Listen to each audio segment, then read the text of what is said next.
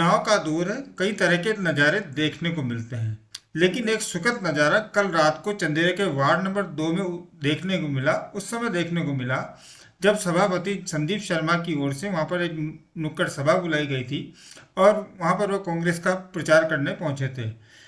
सभा खत्म होने के बाद एक व्यक्ति ने आके जब सभापति संदीप शर्मा से कहा कि एक महिला उनसे मिलना चाहती है और वह नहीं आ सकती, वे अपाहिज हैं, तो संदीप शर्मा स्वयं उनके पास गए और वहीं कुर्सी लगाकर बैठ गए। उस गरीब और पीड़ित महिला की पूरी व्यथा सुनी। उस महिला ने कहा, मुझे पट्टा नहीं मिला है, मुझे ट्राईसाइकिल नहीं मिली है, ऐसे में मैं बड़ी परेशान हो रही हूँ। तो संदीप शर्मा ने उन्हें कहा कि निश्चित रूप से सारी चीज़ें मिलेंगी, चुनाव निमट जाए, आचार संहिता का बंधन है वो निमट जाए, उसके बाद आपकी जितनी होगी उतनी मदद की जाएगी। इस दृश्य को देख के लगता है कि चित्तौड़गढ़ में भी संवेदनशील जनप्रतिनिधि हैं और वो निश्चित तौर से जनता के हित में काम कर रहे हैं।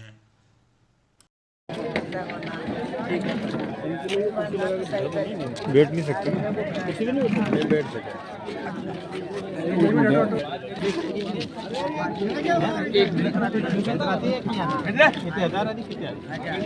आपने अपना बैठ ये कुर्सी पे बैठ सकते हैं क्या? नहीं बैठ सकते।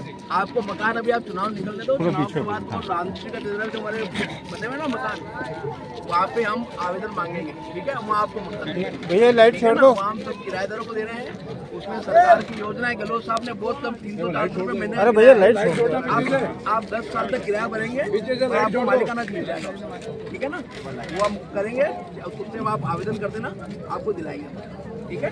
और ट्राईसाइकिल में आपको तो आचार संहिता लग रही है, आप जल्दी आपको दिला देंगे, ठीक है? और कोई हुक्म तो बताएं आप, ठीक है?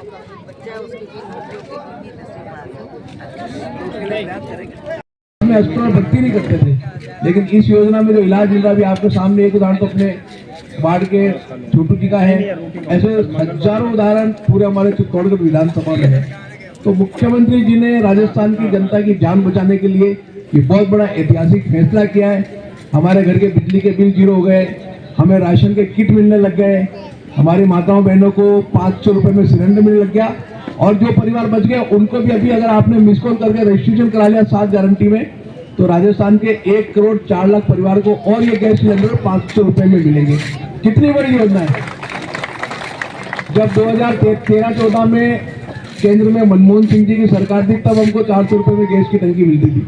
उसके बाद बढ़ते बढ़ते 1100 साढ़े 1100 रुपए में पहुंच गई। उस दर्द को मुख्यमंत्री जी ने समझा। उन्होंने ये जाना कि हमारी माताओं बहनों के रसोई का खर्चा बढ़ जाने से पूरे परिवार की स्थिति डगमगा जाती है, क्योंकि पूरा परिवार जो आधारित है वो माताओं बहनों की रसोई पे आधारित है। हर चीज इस सरकार ने महंगी कर दी, दालें महंगी कर दी, गेहूं महंगी कर दी, चावल महंगे कर दिए, मसाले महंगे कर दिए, सस्ता कुछ नहीं किया। तो मुख्यमंत्री जी ने जो सबसे महत्वपूर्ण चीज थी गैस सिलेंडर, जिसका सबसे बड़ा भार पड़ता था, उसको 500 रुपए में देने का ऐतिहासिक फैसला मुख्यमंत्री जी ने किया है। और अगर आपने तो कोई भी उसमें रजिस्टर्ड नहीं हो तो रजिस्ट्रेशन आप तुरंत करा लें, क्योंकि ये रजिस्ट्रेशन के बाद एक जैसे सरकार बनेगी राजस्थान में कांग्रेस की, और ये आप सबको गैस की टंकी 500 रुपए में मिलना चालू हो जाएगी। आप सबके, हमारे जो माताएं बहनें, इनके खाते में 10,000 रुपए आएंगे। दादी अम्मा बैठी है, इनको अपनी पोती को अगर 500 रुपए देने होंगे तो बेटे से नहीं मांगने पड़ेंगे, ये खुद एटीएम से निकालेंगी और खुद पैसा अपने हाथों से दे देंगी। तो ये मुख्यमंत्री जी ने सोचा है कि हमारी माताएं बहनें कोई भी किसी पे आश्रित नहीं रहे, उनको वार त्योहार पे अपने बच्चों को, भाइयों को कोई भी पैसा देना हो तो उनके हाथ में ताकत रहे, उनका स्वाभिमान करे। 10,000 रुपये वो ऐसा नहीं कि वो लेकर लखपति हो जाएंगे, लेकिन उनका स्वाभिमान रहेगा कि मैं मेरा पैसा मेरे पोते को दे रही हूँ, मैं मेरा पैसा मेरी पोती को दे रही हूँ। ये स्वाभिमान हमारी माता बहनों का जिंदा रखने के लिए, उसको जगाने के लिए मुख्यमंत्री जी ने ये ऐतिहासिक फैसला किया है। तो अगर ऐसा मुख्यमंत्री जो अपनी जनता को इतना सोचता है, हम उस मुख्यमंत्री को खो देंगे तो मुझे लगता है कि बहुत बुरा राजस्थान की जनता के साथ होगा। आप बार बार सुन रहे हैं, जितने भी बीजेपी के नेता हैं वो कहते हैं ये रेवड़ियां बट रही है, हम इनको बंद कर देंगे। अभी इनके नेता प्रतिपक्ष राजेंद्र राठौड़ ने खुलेआम स्टेटमेंट दिया है कि अगर राजस्थान में भाजपा की सरकार बनी तो हम इन योजनाओं को बंद कर देंगे। तो हमको कमर कसनी है कि उनके ये मंसूबे कभी भी पूरे न हो। हम ऐसे व्यक्ति को चुने। आप देखें कि 10 साल से हमारे चित्तौड़गढ़ के विधायक चंद्रभान सिंह जी आते हैं। अभी पहले वो बीजेपी से लड़ते थे, फूल वाली पार्टी थी।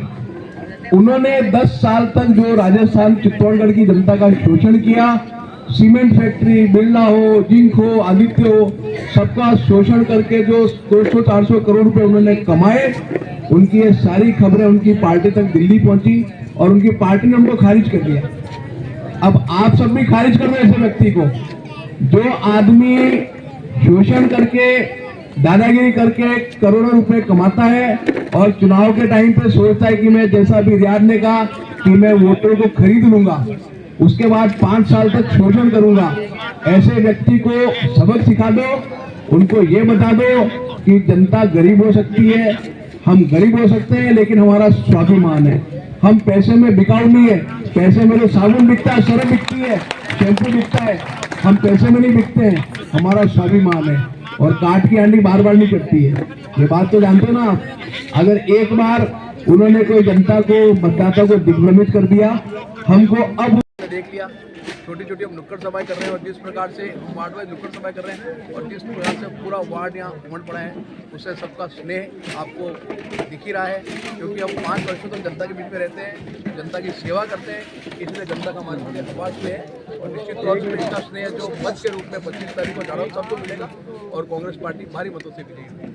लेकिन सभा में महिलाओं की संख्या बहुत ज़्यादा है, इसी कारण क्या लगता है? अशोक गहलोत साहब का जादू है साहब। अशोक गहलोत साहब ने जो इन 5 वर्षों में सबके साथ साथ महिलाओं के लिए बहुत तोहफे दिए, मैं कह सकता हूँ।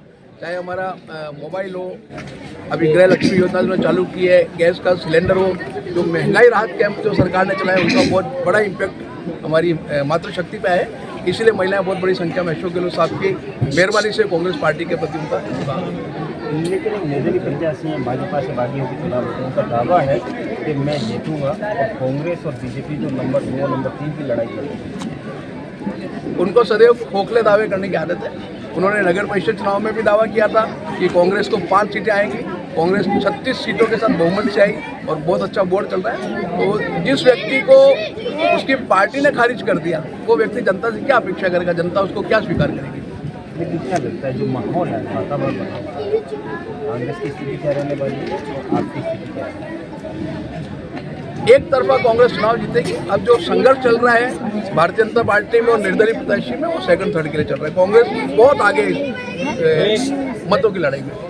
परिणाम बिल्कुल आपके पक्ष में जा रहा है कि सभी उम्मीद होगी कि मतदान की जो वोटों का प्रतिशत है, किस प्रकार का रहने वाला है? मतदान प्रतिशत 75% के आसपास रहेगा और जो हमारी जीत का रिकॉर्ड है वो ऐतिहासिक रहेगा। आज तक चित्तौड़ में कांग्रेस जिस मतों से नहीं जीती है, उससे ज़्यादा मतों में पहली बार ऐतिहासिक जीत होगी। राजस्थान में कांग्रेस की सरकार बनेगी। तो ये थे सभापति संदीप शर्मा।